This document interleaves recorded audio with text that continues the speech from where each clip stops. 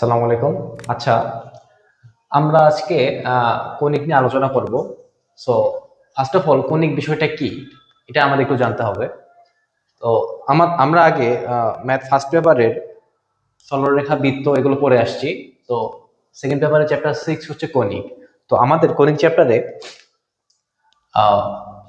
Math first পেপারের সরলরেখা, বৃত্তের কয়েকটা কনসেপ্ট খুব ভালো মতো কাজে লাগে।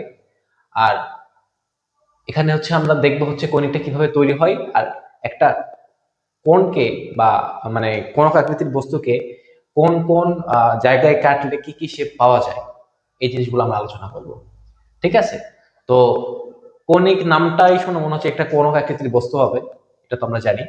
তো কোণক আকৃতির বস্তুটা দেখতে কেমন, আমরা উদাহরণ হিসেবে বলতে পারি হচ্ছে আহ আইসক্রিম, কোন আইসক্রিম খাই যেটা, সেটা একটা কোন আকৃতির বস্তু। অথবা ছোট বাচ্চাদের জন্মদিনের সময় ওই যে মাথায় কোন আকৃতির টুপি পরে, সেটাও হচ্ছে এক ধরনের কোন আকৃতির বস্তু। তো ওই ধরনের আকৃতির বস্তুটা দেখতে কেমন দেখো, কাইন্ড অফ এরকম না,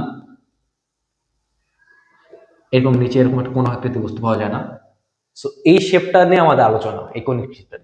এই শেপটার কোথায় কি কাটলে কি ধরনের শেপ পাওয়া যাবে, সেই জিনিসটা আমরা কনিক চ্যাপ্টার আলোচনা করব। সো এই জিনিসটা আমরা কিভাবে পাই?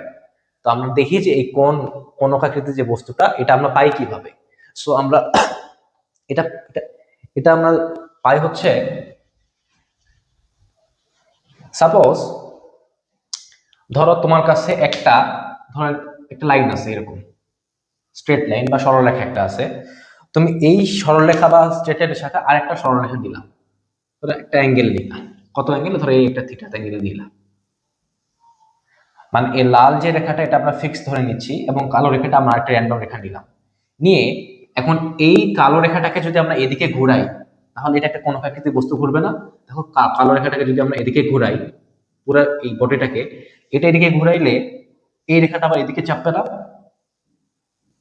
আলটিমেটলি আমরা কি পাচ্ছি? একটা এরকম একটা কোন আকৃতির বস্তু পাচ্ছি। বুঝতে পারছো? তো আমাদের কোণটা কিভাবে তৈরি হচ্ছে?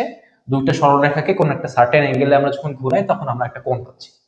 ঠিক আছে? এবং একটা খেয়াল করো, আমরা কিন্তু কখনো একটা কোণ বানাতে পারি না। একটা রেখা থেকে আমরা সবসময় দুইটা কোণ পাই। ঠিক আছে? এটা আমরা যখন ওই যে কণিকের মধ্যে বেসিক্যালি পরে হচ্ছে পরাবৃত্ত, অধিবৃত্ত, উপবৃত্ত। তো ওইখানে দেখবো আমরা যে আমাদের ওই কোশ্চেন গুলোতে প্লাস মাইনাস আছে। তো প্লাস মাইনাস গুলো কিসের জন্য আসছিল? এই জন্য আসছিল যে আমাদের পাশ কিন্তু একটা না, আমরা দুইটা নিয়ে কাজ করবো, সেই জন্য আমরা দুইটা পাশের জন্য প্লাস মাইনাস আসতো আর কি। বুঝতে পারছো? এগুলো আমরা সামনে আরো ভালো মতো আলোচনা করবো। তো কোনটা কিভাবে তৈরি হয় আমরা এটা বুঝতে পারছি। আচ্ছা, এখন কথা হচ্ছে, তাহলে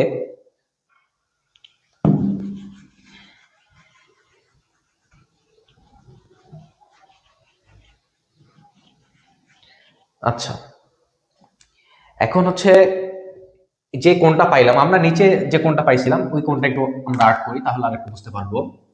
ধরো এটা আমাদের কোন আকৃতির বস্তুটা, ওই যে জন্মদিনের টুপি আছে না, ওইটা। সো এটাকে আমরা দুইটা এক্সিস চিন্তা করি। যদি এটা যদি মধ্যবিন্দু হয়, আমরা দুটো এক্সিস চিন্তা করি। মানে এই দুটো এক্সিসকে, ধরো এটা এক্স এক্সিস, এটা ওয়াই এক্সিস। সো এই দুটো এক্সিসকে ইয়ে করে আমাদের কোনটা হচ্ছে কোন আকৃতির বস্তুটা বানাইছি। তো দেখো, এখানে আমরা যদি এই কোনটাকে আমরা যদি কাট করি, তাহলে আমরা বিভিন্ন ধরনের শেপ পাবো। তুমি যদি এই যে এক্স এক্সিসটা আছে না, এইটার প্যারালালি একটা যদি জিনিস কাট করে এইভাবে, তাহলে এখানে একটা শেপ পাবো। দেখো, এক্স এক্সিসের প্যারালাল, তাহলে এইটা না?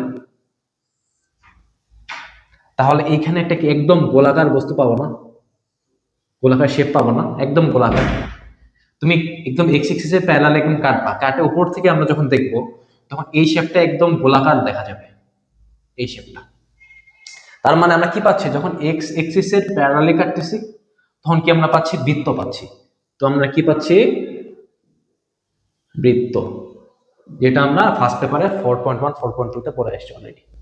ঠিক আছে? আচ্ছা, বৃত্ত পাইলাম। এখন হচ্ছে, এখন আমরা হচ্ছে আমাদের কণিকের মধ্যে আরো একটা শেপ আছে, যেমন পরাবৃত্ত, অধিবৃত্ত, উপবৃত্ত। তো ওগুলা কিভাবে পাবো? দেখো, আমরা হচ্ছে এই যে যে এক্সিসটা, মানে এক্সিস না, এই যে লাইন দুই পাশে যে পার্শ্ব আছে, এই পার্শ্বর প্যারালালি যদি কাটি, ধরো এইটা এবং এটা প্যারালাল, এভাবে যদি কাটি, তাহলে দেখো এটা প্যারালাল আমরা ধরে নিচ্ছি, এইটা এবং এটা প্যারালাল, তাহলে এইখানে দেখো একটা শেপ তৈরি হবে। এইখানে তুমি 3D চিন্তা করো, তাহলে এখানে একটা শেপ তৈরি হবে।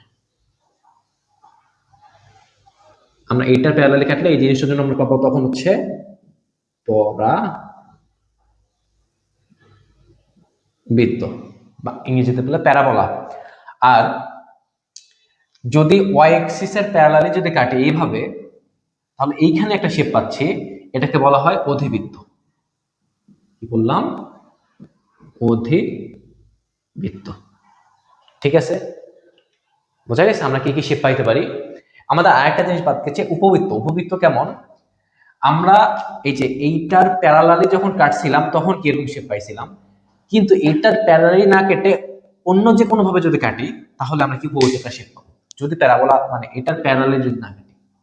বুঝতে পারছো? তো এটা সমান্তরাল এইভাবে কাটছি, কিন্তু আমরা এটা সমান্তরাল এভাবে না কেটে এইভাবে কাটতেছি, তো এইভাবে কাটলো, যে লাল যেটা কাটলাম, তাহলে এইখানে দেখো এইরকম একটা বৃত্ত না, কিন্তু মানে চ্যাপ্টার আকৃতির একটা বৃত্ত পাবো, কাইন্ড অফ পৃথিবীর আকৃতি যেরকম ওইরকম আকৃতির একটা বৃত্ত পাবো।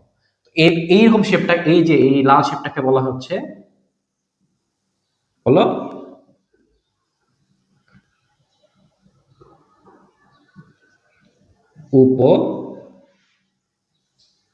উপবৃত্ত। ক্লিয়ার? উপবৃত্ত একটা স্পেশাল টাইপ অফ, বৃত্ত একটা স্পেশাল টাইপ অফ উপবৃত্ত। ঠিক আছে, যেখানে বৃত্তের রেডিয়াস তো আমরা সেম জানি, কিন্তু উপবৃত্তের ক্ষেত্রে আমাদের এই রেডিয়াস সেম থাকে না, তখন ওখানে আমাদের ওই যে প্রধান অক্ষম আর হচ্ছে মানে মেজর এক্সিস মাইনর এক্সিসের কাজ আছে। বুঝতে পারছো? তো আমরা আমরা বুঝতে পারছি, আমরা এই কোটা শেপ নিয়ে কিন্তু আলোচনা করবো। বৃত্ত আমরা অলরেডি আলোচনা করে আসছি, এখন আমরা এই চ্যাপ্টারে পরাবৃত্ত, উপবৃত্ত এবং অধিবৃত্ত নিয়ে আলোচনা করব। ঠিক আছে, তো কণিকের আমরা বেসিকটুকু বুঝতে পারছি, কণিকের যে শেপগুলা এগুলো কই থেকে আসে। ঠিক আছে, এবং কণিকটা আমরা কিভাবে তৈরি করছি এটা আমরা বুঝতে পারছি। ওকে, আচ্ছা আচ্ছা, আমরা এতক্ষণ দেখলাম যে একটা কোণাকৃতির বস্তুকে আমরা কিভাবে কিভাবে কাটলে বিভিন্ন ধরনের শেপ পাইতাম, পরাবৃত্ত, উপবৃত্ত, অধিবৃত্ত বা বৃত্ত আকৃতির শেপ পাইতাম। ঠিক আছে, এখন আমরা দেখবো যে একটা কণিকের সাধারণ সমীকরণ কিরকম হইতে পারে। ঠিক আছে, এটা হচ্ছে একটা কণিকের সাধারণ সমীকরণ, অনেকটা বৃত্তের সমীকরণের মতো, কিন্তু এখানে এই যে এক্স ওয়াই আছে। ঠিক আছে, আমরা একটু বিস্তারিত একটু আলোচনা করি। দেখো, কণিকের সাধারণ সমীকরণ এইটা, যেখানে সমীকরণটা ছিল a x square plus b y square plus 2hxy plus 2gx plus 2fy plus c equals to 0। তো এখানে দেখো এক্স স্কোয়ারের কোএফিসিয়েন্ট কি a, y square coefficient b, x y এর কোএফিসিয়েন্ট কি 2h, x এর সিমিলারলি 2g, y এর 2f, আর c টা হচ্ছে আমাদের কনস্ট্যান্ট। তো এটা কি একটা কণিকের সাধারণ সমীকরণ। তো পৃথিবীতে যত ধরনের কণিক বা যত ধরনের শেপ আছে এই সমীকরণের মধ্যে কিন্তু পড়ে। দেখো, যদি আমরা দেখো এ আর বি যদি ইকুয়াল করে দেই এবং এইচ এর ভ্যালু 0 করে দেই, তাহলে কি এটা কি সমান হয়ে যায়, এবং এটার ভ্যালু যদি 0 করে দেয় তাহলে এখানে এই সমীকরণে এক্স ওয়াই কোনো টার্ম থাকে না। তাহলে কি এই পুরো সমীকরণটা একটা হচ্ছে বৃত্তের সমীকরণে রূপান্তর হয়ে যাচ্ছে। বৃত্তের সমীকরণ আমরা পড়ছিলাম যে এক্স স্কোয়ার এবং ওয়াই স্কোয়ারের সহগ কি সবসময় সমান থাকে, দেখো সমান থাকে, এবং ওখানে এক্স ওয়াই টার্ম থাকে না। তো এক্স ওয়াই টার্ম নালিফাই করার জন্য এখানে 0 বসিয়ে দিচ্ছি। তো আমরা এই কোএফিসিয়েন্ট গুলোকে চেঞ্জ করে বিভিন্ন ধরনের শেপের কণিকগুলোর সমীকরণ বের করতে পারবো। যেমন ফার্স্ট অফ অল আমরা এ, বি এবং এইচ, আমরা যদি এই কন্ডিশনটা দেই যে 1 নাম্বার, ইফ হচ্ছে a is equals to B এবং h ইকুয়ালস টু 0, তাহলে কি হচ্ছে a আর b এর ভ্যালু 0 এবং এটা 0, সরি a আর b ইকুয়ালস টু 1 এবং h এর ভ্যালু 0। সো এখানে কি হচ্ছে, এটা একটা বৃত্তের সমীকরণ, এটা এই কন্ডিশনের জন্য এই সমীকরণটা একটা বৃত্তের সমীকরণে তৈরি হচ্ছে। তো এটার জন্য কি আমরা পাবো, বৃত্তের সমীকরণ। ঠিক আছে, সিমিলারলি দেখো আমরা যদি সাপোজ এর ভ্যালু 0 করে দেই বা এইচ এর সামথিং ভ্যালু থাকে, এগুলোর জন্য কি আমরা বিভিন্ন ধরনের সমীকরণ পাবো। আমি এখান থেকে স্ট্রেট লাইনের বা সরলরেখার সমীকরণ কিভাবে পাইতে পারি বলো দেখি। স্ট্রেট লাইন বা সরলরেখার সমীকরণ কিভাবে পেতে পারি? সরলরেখার সমীকরণ কি যে আমরা জানি, সাধারণ সমীকরণ ax plus by plus c equals to 0। দেখো এখানে আছে কিন্তু x y আর কনস্ট্যান্ট, তার মানে বাকি সবগুলোকে 0 করতে হবে। যদি আমরা a এর ভ্যালু 0, b এর ভ্যালু 0, এবং এইচ এর ভ্যালু 0 বসাই দেই, তাহলে কি সবকিছু এগুলো 0 হয়ে যাচ্ছে, আমরা শুধুমাত্র এই টার্মটুকু পাচ্ছি ax + by + c = 0, বা ওই ধরনের ইকুয়েশন পাচ্ছি, একটা সরলরেখার সমীকরণ পাচ্ছি। বোঝা গেছে? তো আমরা এখান থেকে এগুলোকে 0 করে দিলে একটা সরলরেখার সমীকরণ পাচ্ছি। তার মানে আমি সকল কণিকের ইকুয়েশন এই সমীকরণ থেকে বের করতে পারি। সাপোজ আমরা যদি 2 নাম্বার যদি বলি একটা condition a equals to b equals to h equals to যদি 0 করি, তাহলে কিসের সমীকরণ পাবো? সরল রেখার সমীকরণ পাবো। ক্লিয়ার? আচ্ছা, এখন আমরা একটা নির্ণায়কের মান দেখব, যেটার মাধ্যমে আমরা বাকি যে পরাবৃত্ত, উপবৃত্ত, অধিবৃত্ত কোনটা কিসে হয় এটা আমরা বুঝতে পারবো। ঠিক আছে? আচ্ছা, ওকে।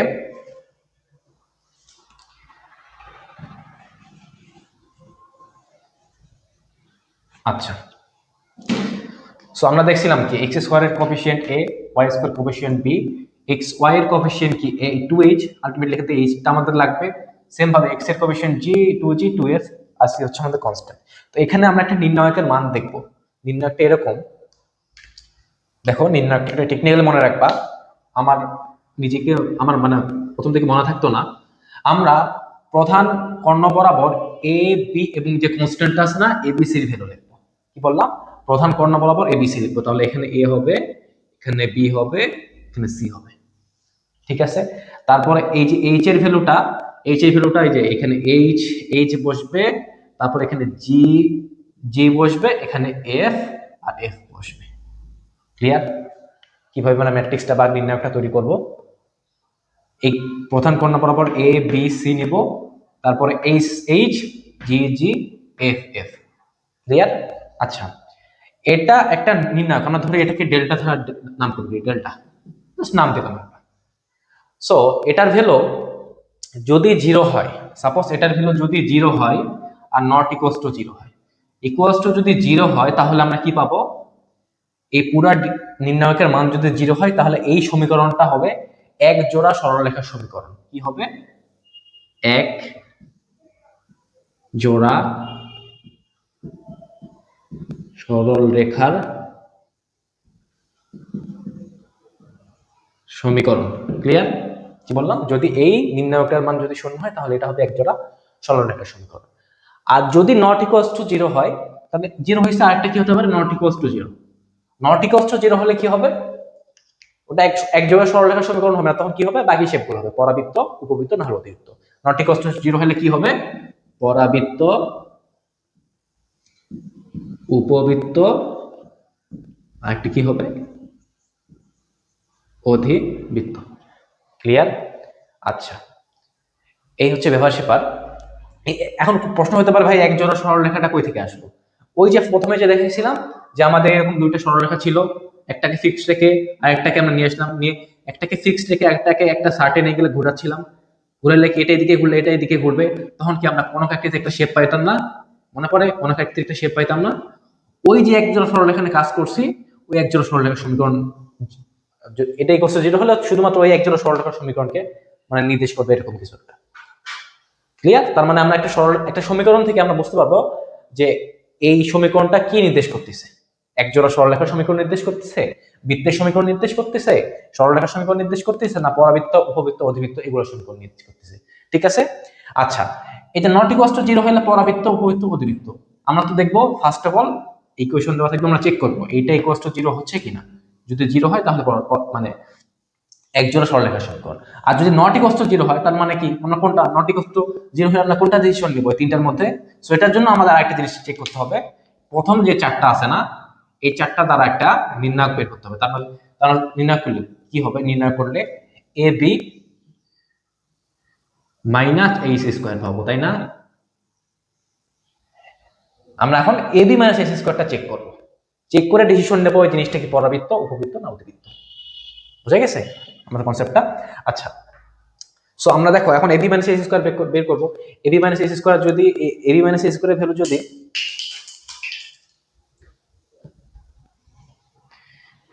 এখন সরি আচ্ছা, এখন এই যে এটার ভ্যালু যদি 0 হয় আর যদি 0 থেকে বড় হয় অথবা 0 থেকে ছোট হয়, তার মানে আমরা তিনটে জিনিস পাবো। ab মাইনাস এইচ স্কোয়ারের ভ্যালুটা যদি 0 থেকে বড় মানে ইকুয়ালস টু 0 হয় তাহলে আমরা কি পাবো? পরাবৃত্ত পাবো। ঠিক আছে, যদি 0 থেকে বড় হয় তাহলে কি পাবো? উপবৃত্ত পাবো। 0 থেকে আবার এভাবে মনে রাখতে পারি 0 থেকে বেশি মানে কি? ঠিক আছে, 0 থেকে বেশি মানে কি? মানে উচ্চ না, ওই উচ্চ উ বা উপরে আছে এরকম উ থেকে উপবৃত্ত মনে রাখবা। ঠিক আছে, আর 0 থেকে ছোট মানে কি? অধিবৃত্ত।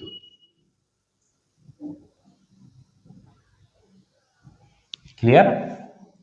তাহলে বুঝতে পারছি যে আমরা একটা সরলরেখার সমীকরণ বা একটা যদি কণিকের সমীকরণ যদি দিয়ে দেয়, যদি বলে এটা কিসের সমীকরণ নির্দেশ করতেছে, এমসিকিউ যদি বেশিরভাগ এগুলো আসে, তো আমরা কি করব? জাস্ট এই যে একটা নির্ণয় বের করে এবি মাইনাস এসি স্কোয়ার বের করবো। ঠিক আছে, তখন দেখবো পরাবৃত্ত, উপবৃত্ত না অতিবৃত্ত। ঠিক আছে, আর বৃত্তের সমীকরণ আমরা তো জানি, দেখে এসেছি বৃত্তের সমীকরণ কেমন হয়, এ বির ভ্যালু কি সেম হয় এবং এইচ এর ভ্যালু 0 হয়। তো বাকি এরকম হইলে তো আমাদের বৃত্তের সমীকরণ দেখলে তো তোমরা পারবা, কিন্তু পরাবৃত্ত, উপবৃত্ত, অতিবৃত্ত সমীকরণ ওই ডাইরেক্ট দেখলে বোঝা যায় না, এটাকে এই নির্ণায়ক থেকে বের করে নিয়ে আসতে হয়। ক্লিয়ার? আচ্ছা, ঠিক আছে। আচ্ছা, তাহলে আমরা দেখলাম যে সরলরেখা, দুটো সরলরেখা থেকে আমরা কি কি শেপ পাচ্ছি। ঠিক আছে, এই যে সেই একজোড়া সরলরেখা, একজোড়া সরলরেখা থেকে কোণ পাইলাম, কোণ থেকে কি আমরা কোন আকৃতি থেকে বস্তু পেলাম, কোন থেকে কি আমরা বিভিন্ন জায়গায় কাটার পর যে বৃত্ত পাইছে, বৃত্ত তো শেপ জানো। পরাবৃত্ত দেখতে এরকম হয়, আমরা এটা নিয়ে বিস্তারিত আলোচনা করবো এই তিনটা নিয়ে। অলরেডি আমরা বৃত্ত সরলরেখা ফার্স্ট পেপারে পড়ে আসছি, আর এই তিনটা আমরা এই সেকেন্ড পেপারে 6.1, 6.2 এবং 6.3 আলোচনা করবো। ঠিক আছে, সে পরাবৃত্ত তাহলে এই শেপ নিয়ে আমরা অনেক কিছু আলোচনা করবো। উপবৃত্তর এরকম একটা শেপ আছে, কিভাবে আসলো সবকিছু আমরা বিস্তারিত আলোচনা করবো। সিমিলারলি অধিবৃত্ত আমরা আলোচনা করবো। ঠিক আছে, আচ্ছা, আমাদের এখন কোশ্চেনটা হচ্ছে এই যে সমীকরণগুলা, এগুলো তো কণিকের একটা সমীকরণ আমরা দেখতে পাচ্ছি, আমরা যে আদর্শ সমীকরণটা দেখছিলাম ওইখান থেকে আমরা দেখতে পাচ্ছিলাম এটা একটা কণিকের সমীকরণ। তো এই কণিক, এই সমীকরণটা কোনটা কি নির্দেশ করতেছে? ঠিক আছে, এটা কি পরাবৃত্ত, উপবৃত্ত না অধিবৃত্ত, নাকি একজোড়া সরলরেখা, কি নির্দেশ করতেছে?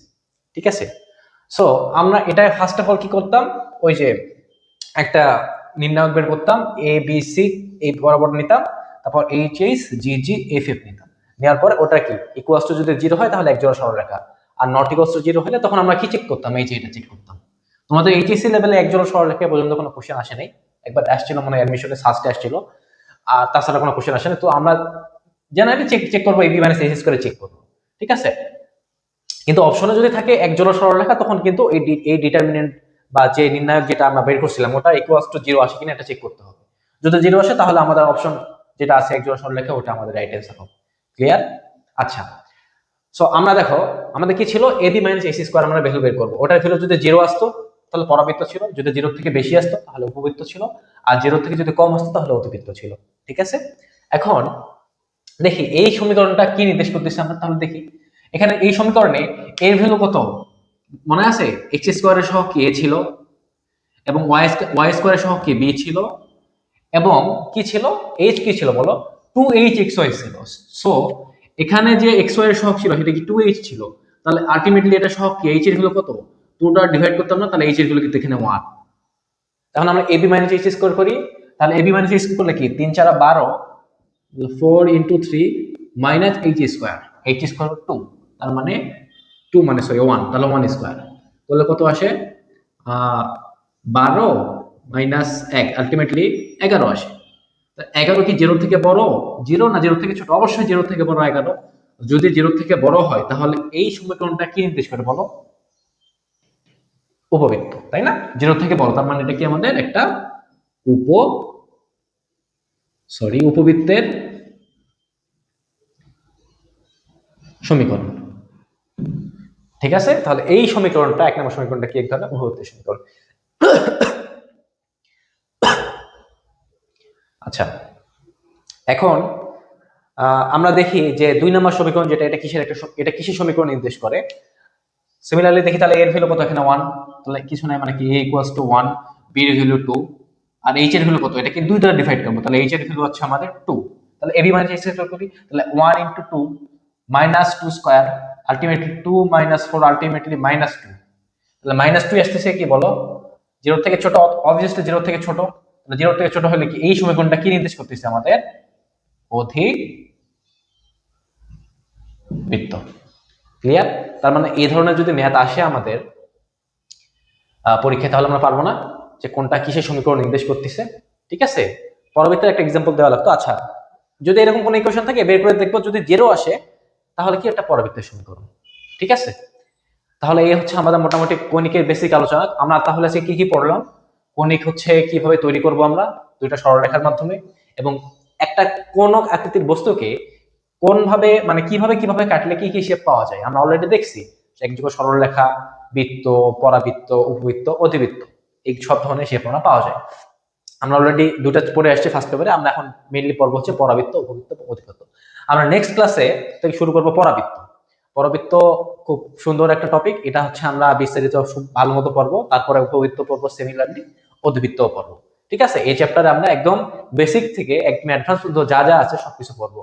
ওকে, আচ্ছা, তাহলে আজকে ক্লাস এ পর্যন্ত। আমরা নেক্সট ক্লাস থেকে হচ্ছে পরাবৃত্ত স্টার্ট করব।